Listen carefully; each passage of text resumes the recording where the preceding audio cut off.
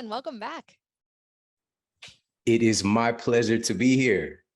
It is always so fun to chat with you. We've gotten to do this a couple times on both sides. You have a really popular podcast that I enjoy listening to, and it's always such a joy to talk to you. And we're going to get into some really fun, a little bit personal topics today, and I'm happy to talk about my side of those as well. But before we do, I have a note from your bio that you also love superhero movies, books, etc. And this is something I've gotten into now with my kids. But I would love to hear just a little bit about what sparked that interest for you. Wow. So I was one of those kids who went to the comic book store, so I would take my little brother and we would trek. We lived in the inner city and we should not have been walking as far as we were walking, crossing, 4-lane major streets and all the whole thing. But we would trek our way to the comic book store and they would have these little bins where they would have like 10-cent comics, because a lot of the comics were very expensive. And so we would go there, scoop up some comic books. And in particular, I actually spent, a little bit more money. It was a little bit more expensive comic. And I bought an X-Men comic and it was the Dark Phoenix saga. And it changed my life. Like I really fell in love with that genre when I read that comic. And then so when they started to bring these things more to life with these big budget films, and there's this big thing of, the movies not being as good as the books a lot of times. But they really measured up well. Obviously, they're the biggest thing in the world right now. But of course, like even going back, they had like the Incredible Hulk TV show with Lou Ferrigno. And, so I've always had this kind of thread and I think it's part of us identifies with that, to be superhuman, right? And to rise to the occasion. But a big thing that's missed in these comic book stories and why they resonate is every single time you're facing a tremendous obstacle and things will look super bleak. Oftentimes, like you're not going to win this thing because the obstacle is so great and you've got to tap into more power, more creativity, more drive, seek out wisdom, all the things in order for you to, rise to the occasion and be the hero at the end of the day. So that's kind of my cohesive connection to these things. I love that. And I feel like sometimes comic books get a bad rap, but I think of them, especially for kids, in that realm of how Naval Ravikant says, read what you love until you love to read. And for a lot of kids, I feel like those are a great gateway into the imagination and the story of reading, and they're a good springboard. And I also love that you mentioned the kind of becoming superhuman and rising to the occasion and overcoming the obstacle, because those are such great lessons for kids and also something you've personally done in your life, it seems like over and over, and continue to just do. And that's actually something I'm really excited to delve into with you today. I know you've written extensively about sleep, you've written extensively about nutrition, and you've helped so many people in both of those realms. And like me, you get to, as a job, hear from some of the most amazing experts in the world on a weekly basis. And I feel like sometimes we get so much information, it's impossible to do everything that there is to do that we know to do. And I hear that from my audience now too, of like, how do you possibly do all of this? And I know my answer is I don't, at least not every day. But I am curious to hear your personal take on that. Maybe let's start broad with, what are your 80/20s of all the health knowledge that you have? What are the things that you feel like give you the biggest result for the effort given?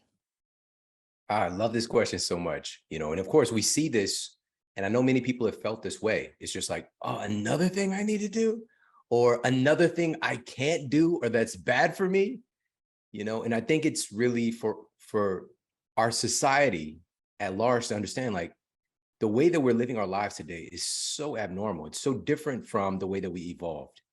And our biology simply has not caught up to our exposures right now. And so you're going to keep finding out about things that are unknowingly harming us. We're most of us, even right now in this moment, we're breathing in kind of processed air, being in, quote, indoors. The way that we evolved, we didn't have a indoors or outdoors. We did have shelter, of course, but we were cohesive with nature, and as everything else in the animal kingdom is, except us, and then our animals that we domesticate and bring indoors, it isn't an indoor outdoor thing. Even if you think about beavers, for example, I don't know why beavers is jumping top of mind, but they build stuff, and when a beaver builds a dam, we don't say, damn, that dam is like beaver stuff. It's still a part of nature, right? humans, when we build stuff, it's still a part of nature. It might be very abnormal and strange and weird the way that we do stuff, but we are a part of nature, and the stuff that we build is also thus a part of nature. All right. Now, the good or bad conversation, that's for another day. But let's just remembering again, we're still trying to figure this stuff out and to find some harmony with it. Because right now, what we're experiencing as a society is a lot of disharmony and dysfunction, right? So if we look at, and I implore everybody to just tap into this part of their psyche, but I tend to be a very results-oriented person.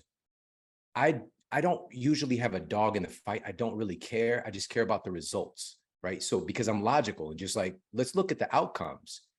Have the things we've been doing the past few decades as a society been working, right? We have incredible innovation in technology and even in medicine in many ways in our understanding of the human body, but yet the way that we've been enacting or implementing things to treat these various things hasn't been working.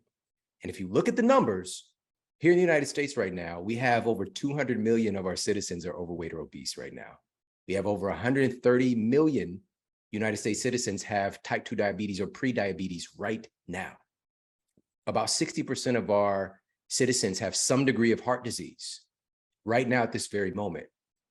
On average, just again, any given year, right now, a lot of things people don't realize, like Alzheimer's disease is creeping its way into the top 5 causes of death here in the United States, right? And so still managing heart disease, cancer, diabetes, but obesity plays such a big role in the vast majority of the top 10 causes of death. So obesity and, abnormal blood sugar dysregulation. So the way that we're living our lives is not working. But on top of that, the way that we're treating these things is not working because it just keeps getting worse.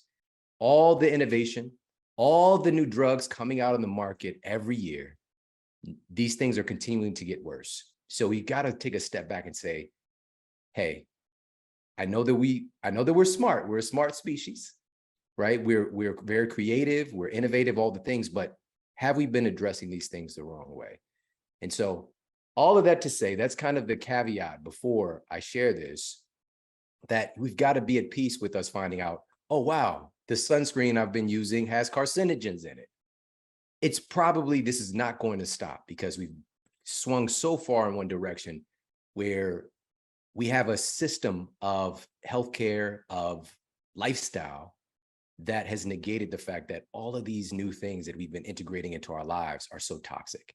Right. And obviously, I'm sure you, of course, talk a lot about that because of the work that you do in providing better quality products.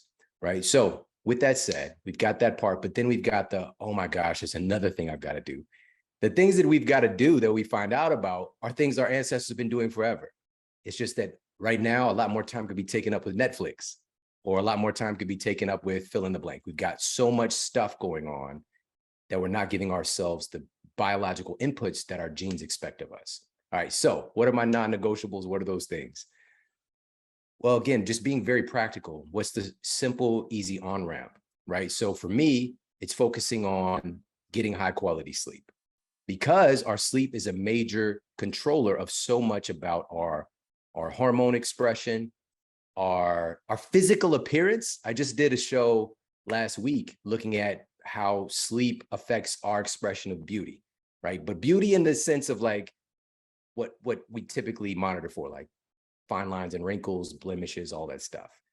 And so just 2 nights of poor quality sleep, I'm sorry, it was 6 nights of poor quality sleep in this particular study, led to an increase in fine lines and wrinkles, upwards of like 40% just over the course of 6 days, all right, of short sleep. So this is folks getting less than 6 hours of sleep per night. Like a 20% increase in blemishes and redness and all these things, basically accelerated aging of our skin. And we have this moniker in culture, like, quote, beauty sleep, but no, for real, like our sleep is regulating so much about our hormones, neurotransmitters, our gut health. All of these things are going to show up on our face. Our face is the outermost portion of our nervous system, right? So we've got that, focusing on sleep for that. Our metabolic health, sleep is the primary controller. Period. End of story. You and I both just finished a workout, not together at this time, but we'll do that eventually. But we just finished a workout but we both know that exercise is a much smaller component. People would be shocked to know how little we exercise because we're focusing on getting good sleep and our nutrition. All right. Our genes expect us to move, absolutely. But again, it's become like more of a supplement. We can get to this in a moment, but the bottom line is sleep is the heavy mover. It's such a big weight in controlling this. Even our results from exercise are coming primarily when we sleep. All right. So with that said, that's the non-negotiable for me. You said, 80-20. There are going to be circumstances, of course. Like my wife just threw me this surprise birthday party, which I hate surprises. All right. No, I don't think many people like surprises that they accept surprises that they want. Like if life throws you a surprise, usually it's a problem, right? And you got to try to figure it out. So I was very uncomfortable with the whole thing when I was walking up to this strange door, and but it was a wonderful experience, but that night didn't sleep very much. Well, I did. I got like 6 or 7 hours of sleep, but it was much later than I normally would go to sleep.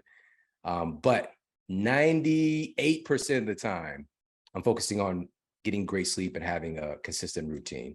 And for that, this leads into the next one, which would be the lead-in sentence is: a great night of sleep starts the moment you wake up in the morning. All right. A great night of sleep starts the moment you wake up in the morning. So helping your circadian rhythms, and when I say circadian rhythms, this isn't some theoretical thing, right? Because back in the day, like when I was in my university, if I would hear a word like that, I would think it was very like a soft science, right? Circadian rhythm, huh? Rhythm. We have rhythms, right? It just doesn't really sound real. But now today we know that, and there's great work coming out of the Salk Institute, for example, but our circadian clocks within all of the cells in our bodies, not to mention our bacteria cells, these are essentially genes. These are functional genes and proteins that control every other gene and protein in our bodies. All right. So when we say biological clock, we're talking about real, tangible things that are controlling our health outcomes. So knowing that our biological clocks are controlling so much about us, how do we help to keep these things in rhythm? Well, one of those things is, and a lot of neuroscientists have been coming out and talking about this. This was featured in my book, Sleep Smarter, back in 2016, and even the earlier incantation of it, like 2015, 2014. I've been talking about this for quite some time. But getting exposure to sunlight in the earlier part of the day helps to sync up these circadian rhythms, your circadian clock. And this is because this is what we evolved doing. Our genes, our biological clocks, are using the primary cues in our environment to sync up these clocks with all of nature, because our clocks are linked up to the 24-hour solar day. So we're talking about our bodies are lined up with what's happening in the solar system, not just here in our little worlds and our little crevice here, a little corner of the world, right? It's so much bigger than that. We're connected to all of it, but we can kind of hide out from it. And so light is a primary cue, and when and how much we eat is another primary cue, noted again and again and again in the most recent peer-reviewed data. So innovations in clinical neuroscience found that getting exposure to early morning sunlight helps to lower your cortisol in the evening. All right. So cortisol, if there's an antithesis or a kind of anti-sleep hormone, it would be cortisol. All right. When cortisol levels are too high in the evening, and like when I used to have folks get a hormone panel done, we can see if we can do long-term kind of consistent through the day hormone reads, the cortisol would be too high in the evening, and it would be too low in the morning, causing them to have a hard time to get out of bed. So, right, we call them tired and wired. And so to help to reset that cortisol rhythm, getting up, getting sun exposure was one of those things that was noted again and again to help in the peer review data, but also I saw it practically in people's lives that I was working with. And in addition to that, just this is a side note, but this is not a non-negotiable for me, was having some caffeine in the early, like literally within the first 2 hours of getting up in the morning. Helps to kind of, it's a superficial punch, to get that cortisol up, but it can help things to reset. We just don't want to use that as a kind of a handicap, right? And just be so reliant upon it. So those are a couple of non-negotiables for me, focusing on getting a great night of sleep, getting up, getting some early morning sun exposure. And I'll share one more and we could, of course, we could talk about a couple of others, but a lot of people are very much aware of this one that I'm going to talk about because it's tangible, right? We see it in our culture. Sleep is very weird. It's a very weird thing. So it still hasn't become deeply ingrained in our culture as like, this is really good for you. The people that know, right? But exercise is one of those things where we see, there's gyms everywhere. We see the commercials, and it's been a part of our culture for decades, right? So even going back to like the earlier franchise gyms, like, Vic Tanny and all these other places, but now they've got abundance of gym franchises, the kind of commercial gyms, and also so many people have their own personalized kind of box gym or, their own brand. So we know how important it is, and we see the kind of before and afters. Oftentimes, what's even on popular social media and stuff like that is people doing people's training programs, right? And so we have this visual cue to know that it's good for us. But what is left out of the equation is, again, how much sleep and nutrition are the real big movers with these transformations, and especially long-term transformations. With that said, our genes expect us to move. So every day, non-negotiable, I'm doing something physical. Now, the day after that birthday party, that surprise party, I'm not going to go and hit the gym and do my usual workout, where today I was just bench pressing. I'm going to pat myself on the back. It's been a while, but 315, all right, 315 pounds. All right. No, this was a hammer press machine, by the way. So it was all the weight was loaded. I was sitting. Anyway, so I'm not going to do that the day after my sleep is being so disrupted. But what I will do is let me go for a 30-minute hike or a 30-minute walk, right?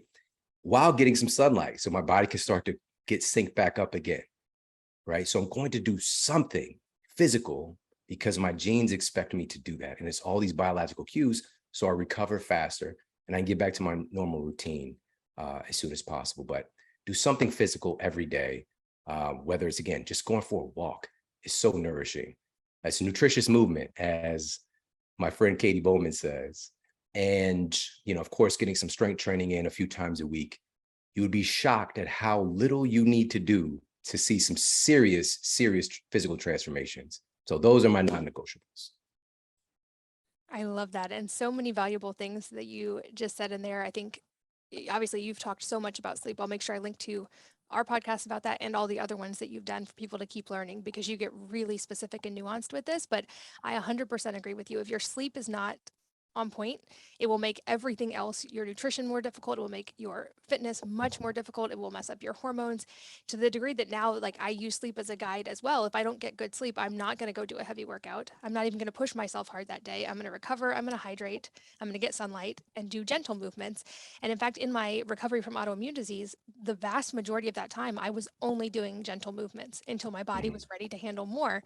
But I love that you mentioned that we're probably doing less than people think, because we both finished. This was my hard workout of the week. It only lasted 35 minutes. I moved some really heavy weights for short amounts of time and did explosive stuff. And I think there's this misconception, especially for women, that it's like more is better, lots of cardio, like go get on the Stairmaster for an hour.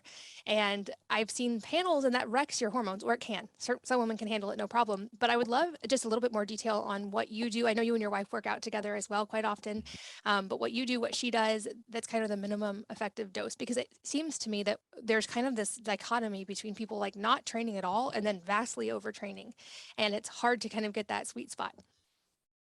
Absolutely. And by the way, just on something you just mentioned with our satiety hormones and stuff like that from sleep deprivation, I just want to share a quick study, just because I just talked about this the other day. This was a randomized crossover study. All right. I love studies like this where they have both sets of participants doing both things. Right. And so this was healthy adult test subjects. This was published in the Annals of Internal Medicine. And they found that just 2 days of restricted sleep, where they basically took a few hours of their sleep away, right? So again, maybe it's ideal to get 8 hours sleep, so they're making them get less than 6. And then the 2 other days, they were allowed to get adequate sleep to see what would happen with their hunger and satiety hormones. After compiling the data, the participants were, again, when they were sleep deprived, here's what happened. Their levels of leptin, our body's primary satiety hormone, dropped by 18%, right? In just 2 days. So what's going to happen? Going to be hungrier. Match that with the body's one of its primary hunger hormones, ghrelin, increased by 28%. So now we're starting to create a little bit of a brew, a little bit of a gumbo of having stronger cravings. Feelings of hunger, so subjectively, increased by 24%. So they were feeling what was happening biochemically, and their appetite increased by 23%. Now, specifically, their appetite for calorie-dense, high carbohydrate foods increased by upwards of 45%. All right. So what are we going to turn to when we're tired? The muffins look way better when we're sleep deprived. All right. So the things that we already knew, now we have peer-reviewed evidence to support what is obvious if we pay attention to how we live our lives. So I just wanted to share that, throw that in there real quick.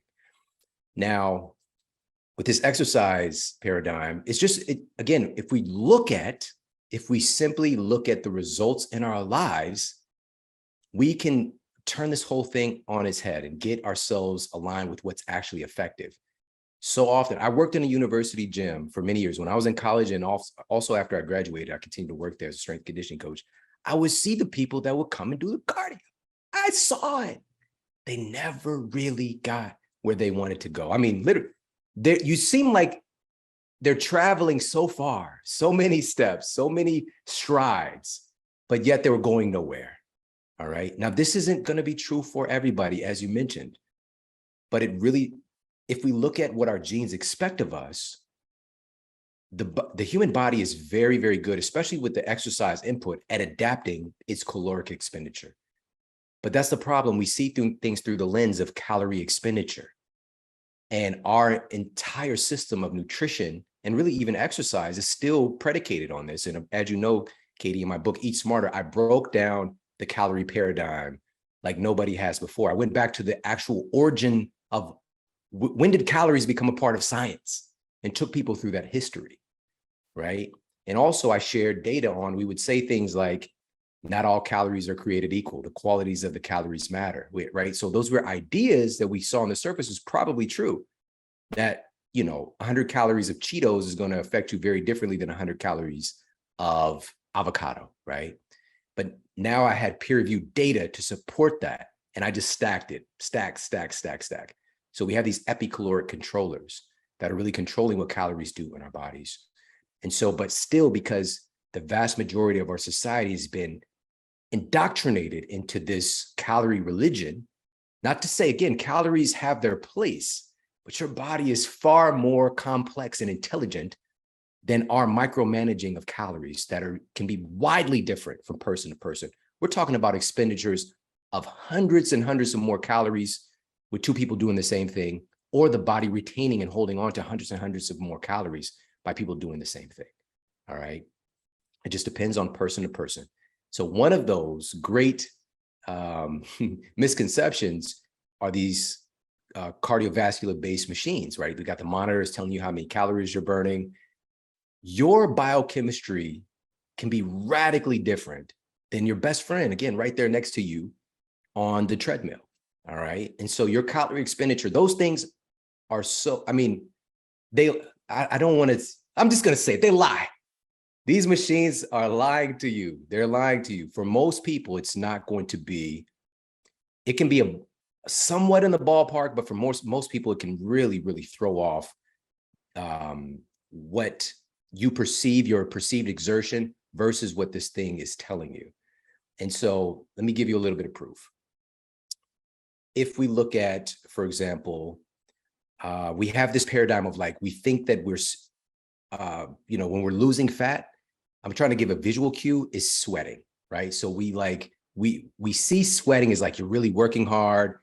It's like your fat cells are having a good breakup cry, right? It's just coming out through your skin. And sweating is great. It's important. Our skin is a major detoxification organ. Yes. But the vast majority of weight that we lose is not through sweat. That's a tiny percent. We're talking about in less than 5% range. The majority of fat that we expel from our bodies is through breathing. We're breathing it out. Our lungs are an eliminatory organ as well. And so I broke in Eat Smart, of course, I take people through that biochemistry of like, where does fat go when you lose it? How does that process happen? But this doesn't mean by breathing faster or harder, you're suddenly breathing out more fat. It's all of the physiological and biochemical steps that happen beforehand that make that excretion possible. And that cannot be tampered up very much on a treadmill because it's temporary. And let me say this one more time. It's not that we can't use a treadmill or that it can't be beneficial. It's that our society is so hell-bent on using these cardiovascular devices to burn calories, right? And you are burning calories, yes. However, what are you programming your metabolism to do? What kind of feedback, environmental feedback, are you giving your metabolism? Because through our evolution, if we are going these long bouts of exertion, right? This kind of maybe our biology is like, this person is tracking, an animal. They might not be very good at it because like I'm still going at this pace and nothing is really changing. Or maybe something is chasing you. Something is chasing this person. We keep running. We're running and running and running. Will we ever get away? We've got to switch gears and allow this person to have a more sustainable fuel source. And so what the data shows again and again, and there are wonderful books like, is it the 1 Minute Workout? Katie, can I look this up so I can get the right name of the book? Okay. Absolutely.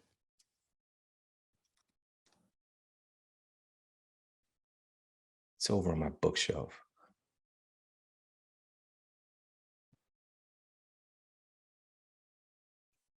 Yep. Okay. Got it. Okay. So there are books like the 1 Minute Workout, for example. Now that's, again, it's kind of a marketing, and I know the author of the book, and he's a brilliant scientist, professor, all the things, but he was against, it was Dr. Martin Gabala. He was against putting a 1 minute workout because it's his marketing thing. But that's the thing.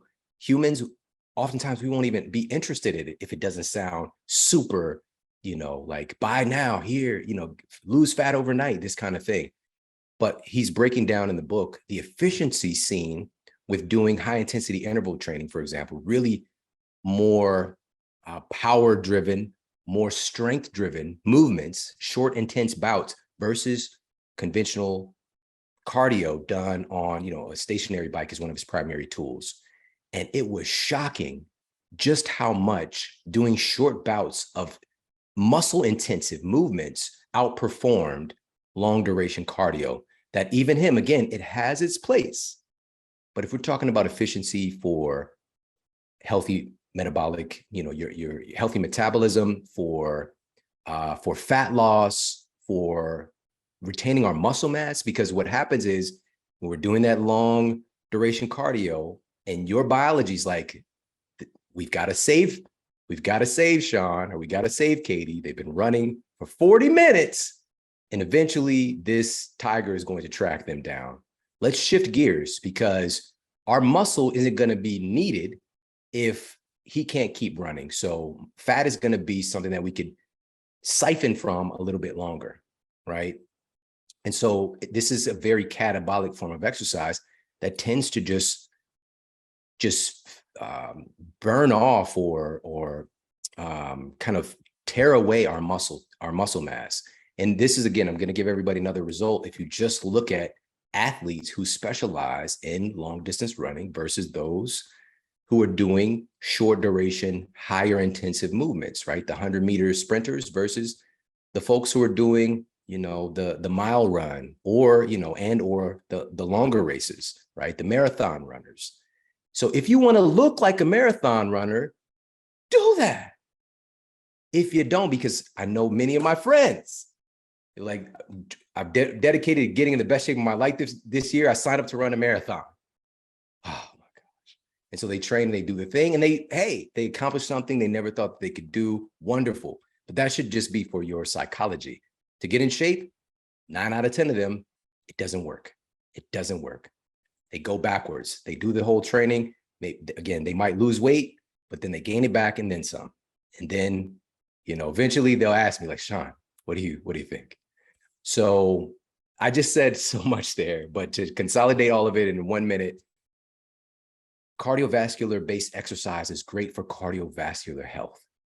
It is not, this is proven in the very best clinical data, it is not efficient for fat loss. Okay. Weight loss, again, is different from fat loss.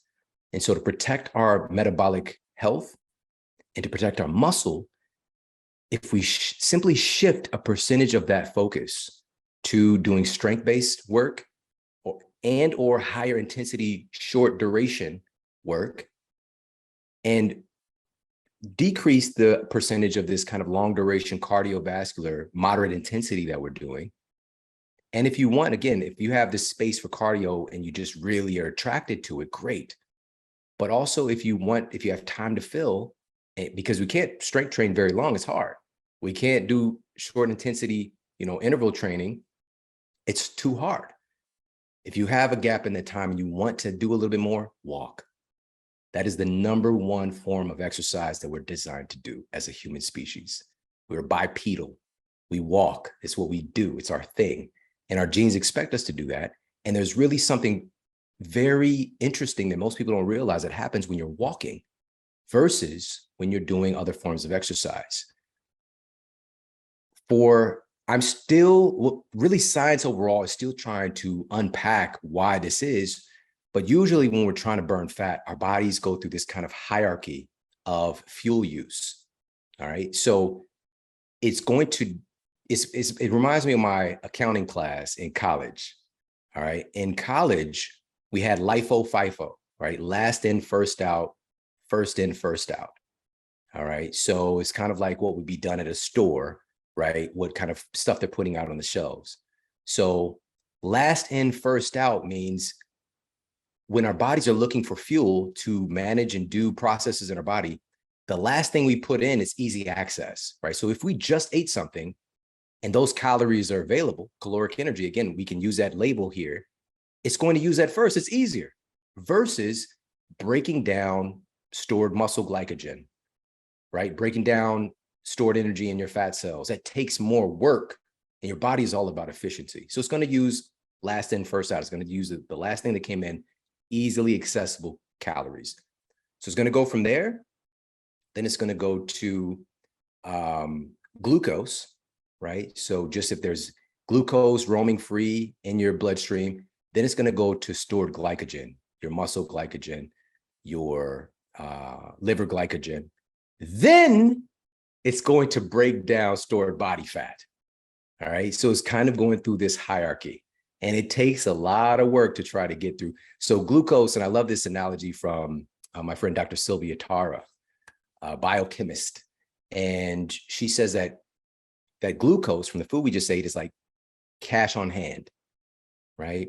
Then the glycogen from our muscles and liver, that's sort of like a checking account, right? It takes a little time to write a check, right? If you remember being in line, the older person is writing their check out, whatever, and then we become that older person writing check out.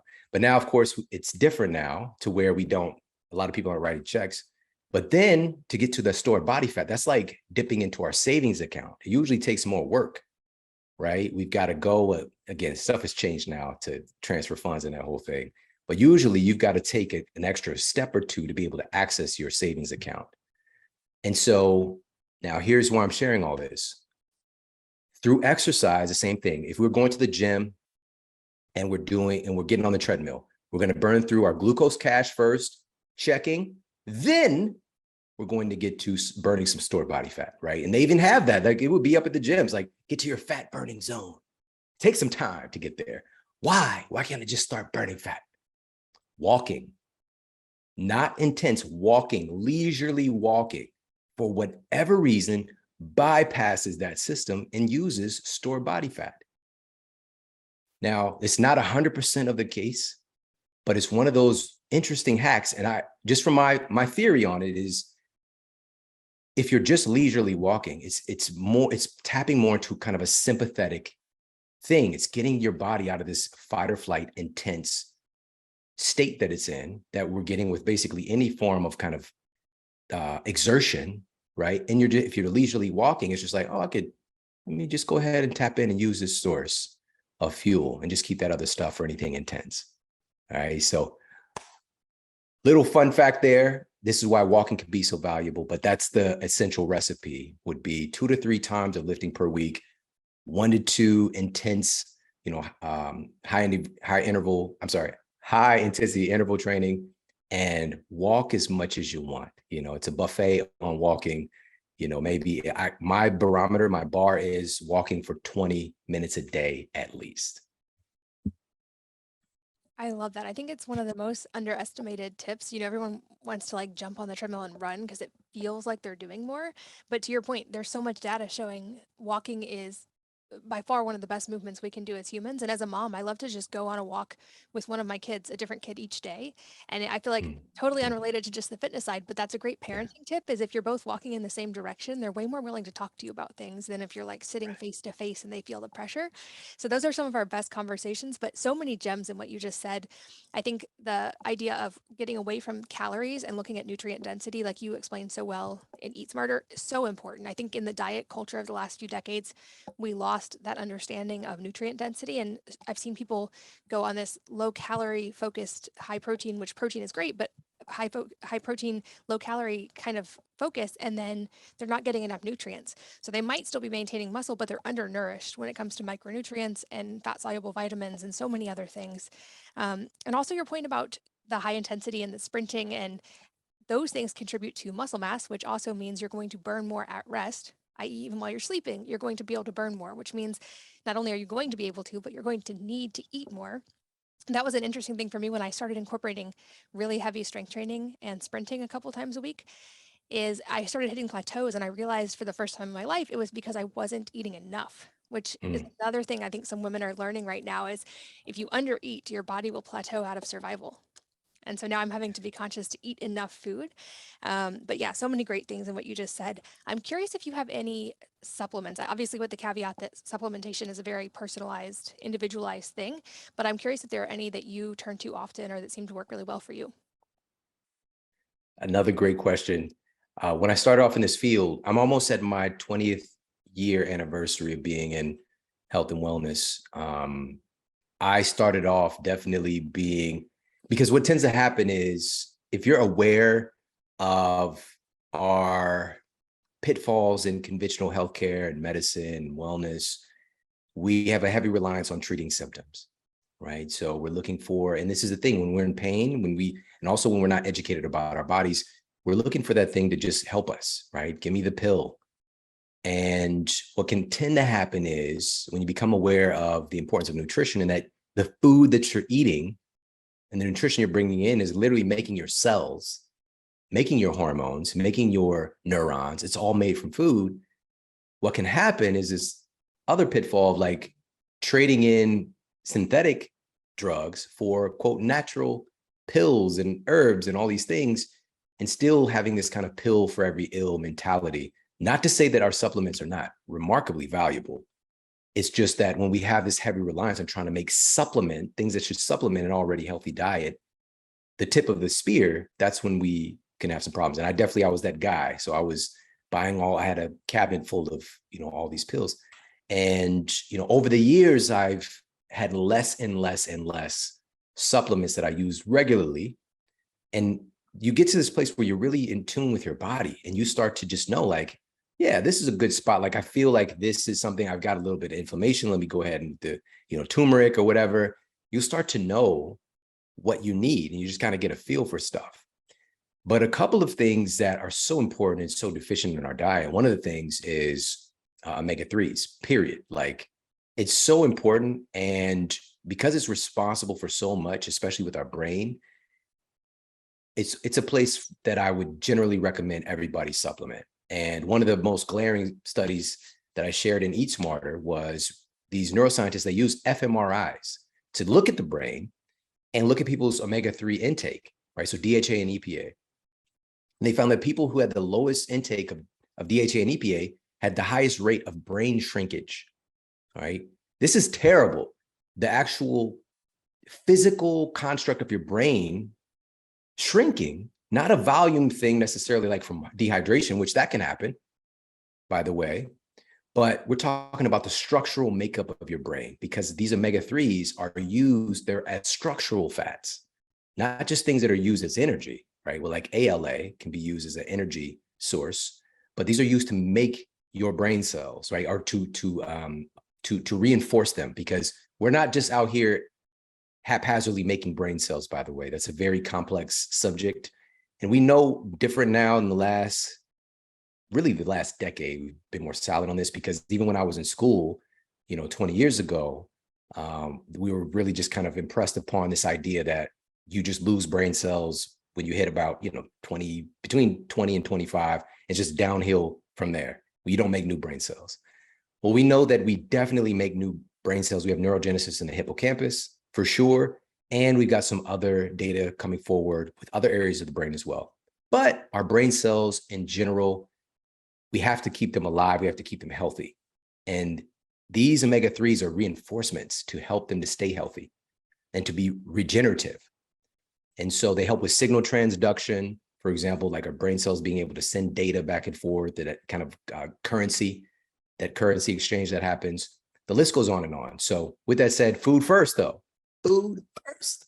The Journal of Neurology found, they published a study that just one seafood meal per week, test subjects who were consuming just one seafood meal per week did in fact perform better on cognitive skills tests versus people who consumed less than one seafood meal per week.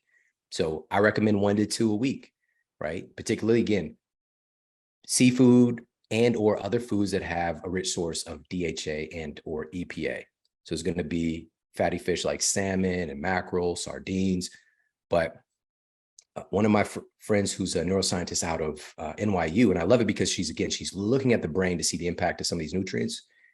She informed me very early on that fish eggs are far more rich in omega-3s than the fish itself, right? So caviar, salmon roe, which for me is outside my paradigm. Caviar sounded so foreign to me, right? Coming from where I come from.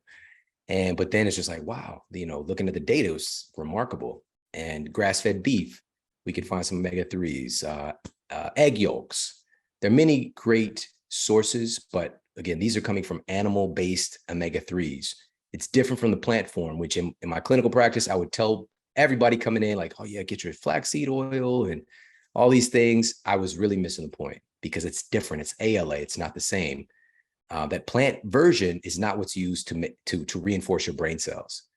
So not to say that it can't be valuable, by the way, chia seeds and hemp seeds and flax seeds, that stuff is great in its place, in its proper perspective. And your body can convert some of that ALA into DHA and EPA, but the conversion process is going to depend on your unique metabolic fingerprint, your unique microbial fingerprint. You could lose upwards of 90% in that conversion process and barely get anything that your brain really needs. So it's just not efficient. So if you're doing a plant-based protocol, you're not going to be left out here. Okay, with Wellness Mama is going to be inclusive.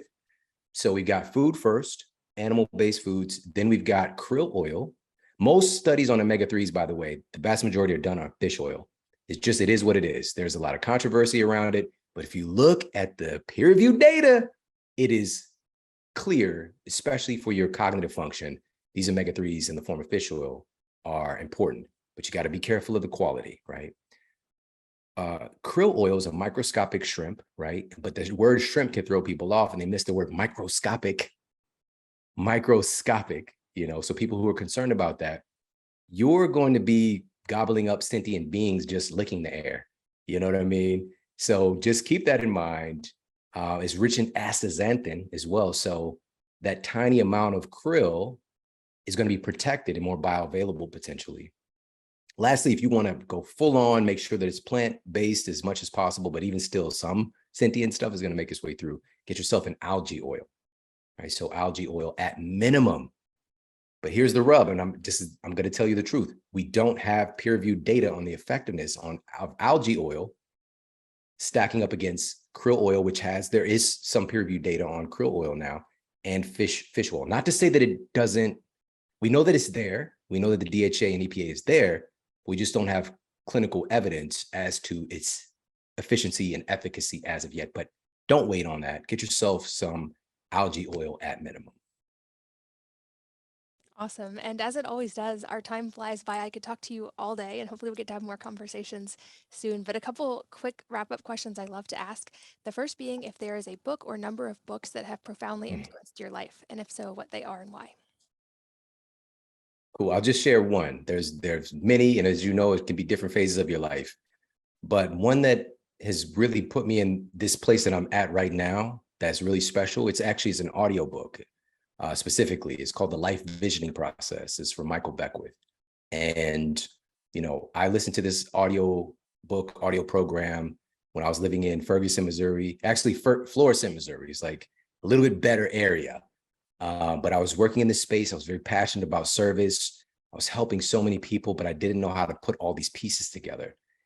And just that clarity that was gained from that, just by having introspection, by getting clear on my intentions and what I wanted and what I wanted to create. So often we're getting so much randomness in our life because we're not clear, and our brains are so powerful. We have instinctive elaboration. It's just automatic cognitive faculty to answer any question that we pose our brain. The human mind is obsessed with answering questions. But if you're not asking the right questions, right? If you're asking disempowering questions, it's going to keep sending you down roads that you might not necessarily want to go on your way to your goal. So, but here's the thing, and I'm just going to share this result with you. This was so remarkable for me because not only did I massively surpass the vision that I had for my life and for the impact that I had, but the author of the life visioning process is one of my best friends now. And I had no idea, like, millions of people are vying for his time. And I'm not exaggerating in the slightest. And the way that we met was so weird. It was my first time I was speaking at an event in Europe, in Portugal. I'd never been to Europe. I'm from Ferguson, Missouri. I just felt like the most out of place human being in this spot.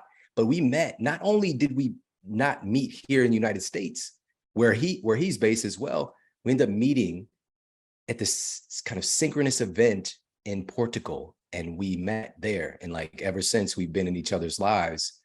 And again, this was a bonus to my time, spending with him, that he ended up showing up in my life as well as part of that visioning process. That's an amazing story, and that's a new recommendation. So I will make sure to link to that in the show notes as well. Lastly, any parting advice? You've given so much great advice today, and I think your results driven approach and your focus on simplicity is often better. Really resonates with me personally. But any other advice could be related to everything we've talked about or entirely unrelated. Perfect. Yeah, I would just lean into that simple advice of just doing something active every day, right? Feed your body, feed your spirit.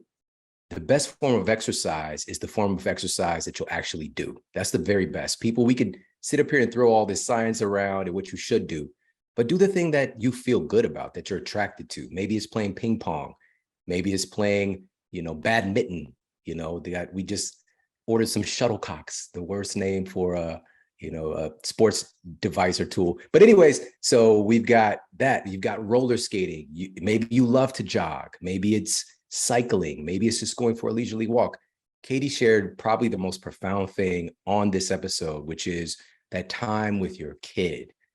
I want to second and third that so much because, when I go for a walk with my kids, and it's usually one or the other, but it's most of the time it's my youngest son. Man, we spend so much time together. I know so much about him and so much connection just from going on these walks. And, it's something that's a regular part. Same thing with my wife.